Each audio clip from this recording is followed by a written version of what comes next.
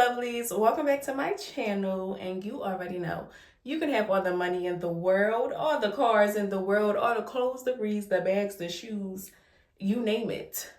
But if you do not have God and godly wisdom, you have nothing.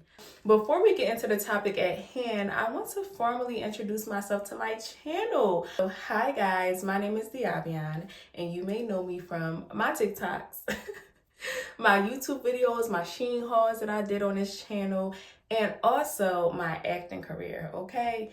I have recorded my acting career, some movies that I was in, and just the journey along the way. So some of you guys may know me from then, and some of you may know me now. The topic at hand is, why should you heal before elevating? So my acting career was rooted out of trauma, okay? It was straight trauma, and acting was a safe place for me to get it all out, right? As I continue to elevate in my acting career, the things that I have not healed from was knocking at my front door. The first reason why you should heal before you elevate is not being able to discern the truth. Okay, as you are elevating, you need discernment times 10, times 1,000, because new levels, new devils. The higher you go, you're going to need that discernment. When I did not heal from my trauma or my pain, I wasn't able to discern what I needed to discern. Discernment is important on my day-to-day life, but especially when you're elevating and you're entering new rooms and you don't know anything about these areas. You don't know anything about what you're doing because you have never been there before. It's called elevation. So as I was elevating, my discernment was blurry. I would gaslight my own self. Because I couldn't discern the truth because of my trauma, my decision making was not wise. When I'm making decisions, I'm operating in the spirit of fear because I didn't deal with my trust issues. Now I could self-sabotage my own self for an opportunity that was really good for me and was called by God, but because I didn't work on my trauma, here I go doing things and messing up things in my life. So you have to heal because your decision making will be very clear. You will know, okay, this is God's voice, this is just my own trauma, or this is the enemy trying to trick me out of my spot. Okay, so don't get tricked up out your spots. Don't operate out of your past trauma. Heal so that you can get all that God has for you. So number 2 is relationships. And this goes for romantic relationships or friendships, family ships. When I started to date, I started to realize I was dating out of my trauma, honey. And that's a no. That is going to attract something that is not for you, okay? Literally. That's how you can be sleeping with the enemy and not even know. I think we as a people, we have this thinking of, as you get older, things just go away. Nothing goes away. It's going to come back to you sooner or later. If something happened to you at 3 years old, best believe that 3-year-old that was hurt is going to be in that 52-year-old, is going to be in that 32-year-old, is going to be in that 10-year-old, is going to be in that 20-something-year-old, because at the end of the day, you have not dealt with it. So when I was dating, I'm dating from my trauma, trying to fill up my voids, my childhood wounds, and ain't nobody gonna fill them up but Jesus. Can't nobody fill them up but Jesus. And that's gonna lead you to somebody that ain't even for you. You ain't never even supposed to be talking to that person. But because you did not heal before you elevated, you started to date the wrong person. When you don't heal from your trauma, your relationships are now trauma bonds. So now you dating that man or you dating that woman because of your trauma, your mommy wounds and your father wounds and your childhood wounds and trauma, and the whole time they're not even for you.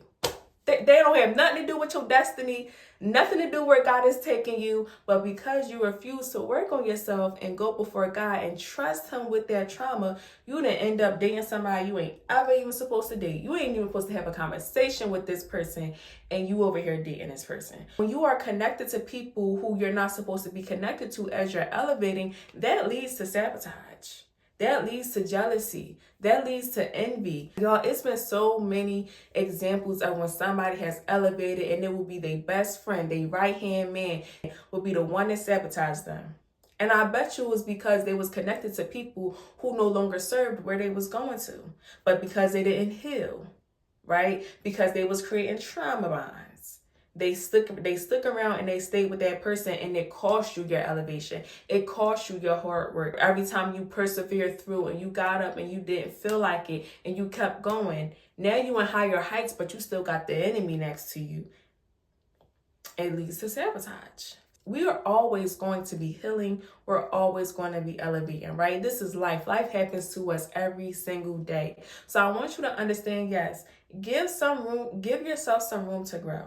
Give yourself room to grow. I'm not telling you to be 100 full, 1000% full, healed, sanctified, and holy and shaken together before you start elevating, because things is a process, but you have to do some of the work. The trauma that you are running away from and not dealing with will be knocking at your door when you least expect it. My passion for acting was rooted in trauma.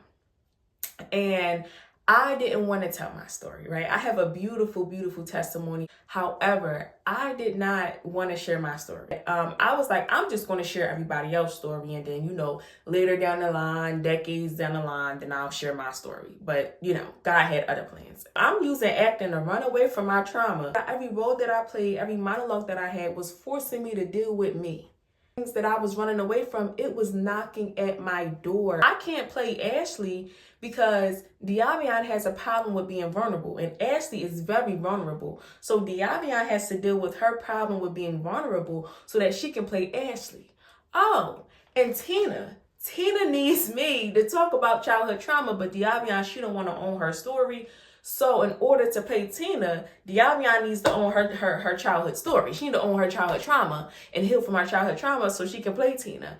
And on and so forth. It got to this point when my acting teacher gave me this monologue, Our Deepest Fear. And I'm reading the words. I said, oh no, I got it. Can I please? I begged my acting teacher. I said, give me another one. I ain't doing this monologue. Give me another monologue. He like, no, I need you to do that one. I said, but please, I can't. I begged and pleaded each class. He said, did you work on it? Not yet.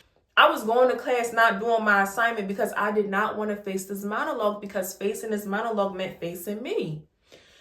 So he's like, no, you need to do it, and I'm not giving you nothing else. Long story short, when I started to deal with whatever the monologue triggered in me, that's when I mastered the monologue. When I finally faced myself and worked on me internally, that's when I was able to master that monologue. And that was the monologue that I had used for my first monologue competition.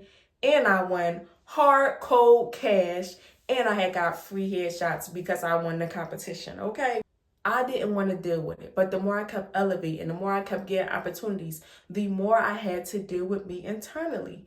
You cannot run away from yourself, but work on you as soon as possible. The moment you face your internal, the moment you start to face your trauma, and little by little with Jesus, okay? When you and God sit down and you can trust God with your trauma, because with God, it's a relationship. So if you haven't built that relationship with God, you're not going to feel as comfortable and open and transparent to sit down and talk to him about those things. But the more you start with God, where you are at, you'll start to see your relationship with God grow, and now you'll just start giving it out. You'll just start telling, he know everything anyway. Open out and pouring into him things that you can't tell nobody else.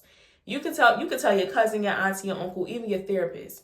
And what you say just may lead them walls. But with God, you never have to worry about him going to go gossip about you.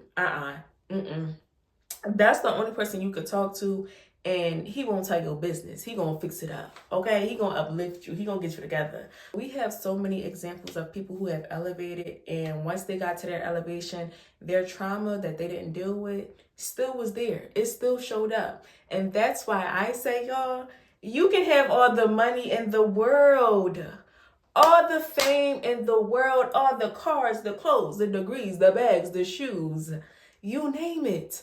But if you do not have God and godly wisdom, you have nothing. And let me tell you something.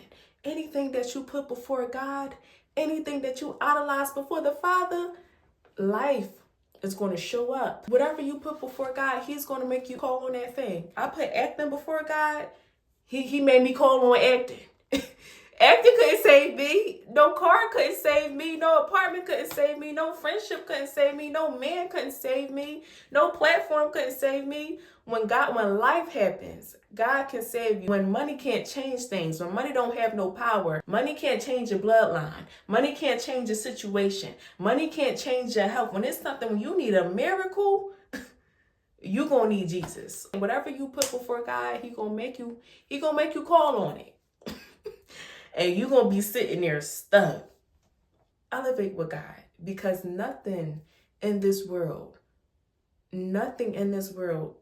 is worth you and your relationship with Christ. It's not.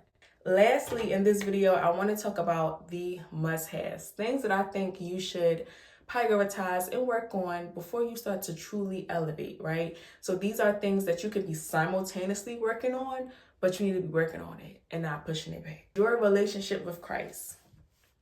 That's big. That should just be the only one. But your relationship with Christ should be number one on the list. When you build your relationship with Christ, then you can work on your identity. Who has God called you to be? Who your Creator has created you to be. Before He formed you in your mother's womb, He knew you. That's who you need to ask, hey, what's my identity?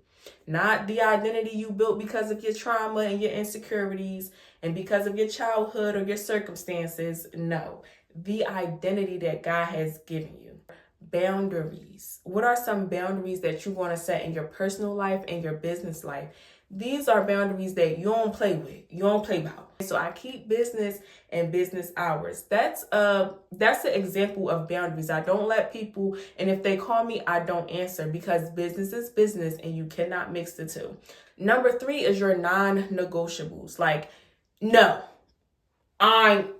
you're not people pleasers, okay? Because you're not a people pleaser, because you saw my last video, we need non-negotiables. What are your non-negotiables? What are you not going for? I don't care what it is. You're not shaking. You standing 10 toes about it. And if they don't like it, oh well. And you can't fold on your non-negotiables, okay? It's some form of therapy. You can do therapy, Christian counseling. You can actively be in therapy. But these are some of the things that you have to put in your elevation box, because we can put like, oh, I'm going to get the body. I'm going to work on my makeup. I'm going to work on my hair. I'm going to work on my finances. But this is a must have. You must get some form of therapy, some form of counseling, something. Try it. Either if it's journaling or just even a small group, okay? Even if it's a book club and y'all read like a self-help book or something like that, just some form of therapy. Last but not least, dignity, self-respect. So as you are elevating, have your self-respect intact, okay? Because if you don't respect yourself, who gonna respect you? All right. I'll say a beginner package of when you are elevating, things that you should work on to keep yourself protected, keep yourself on the right path with Christ, and keep yourself together.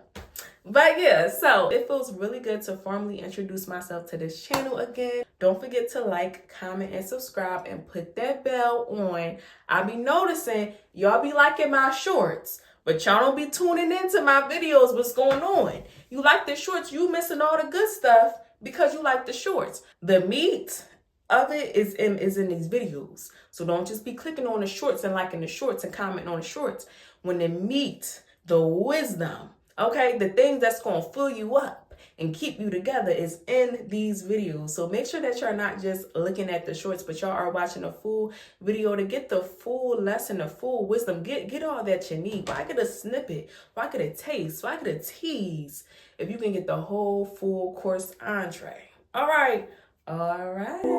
Thank you so much for watching this video. Also, love. I am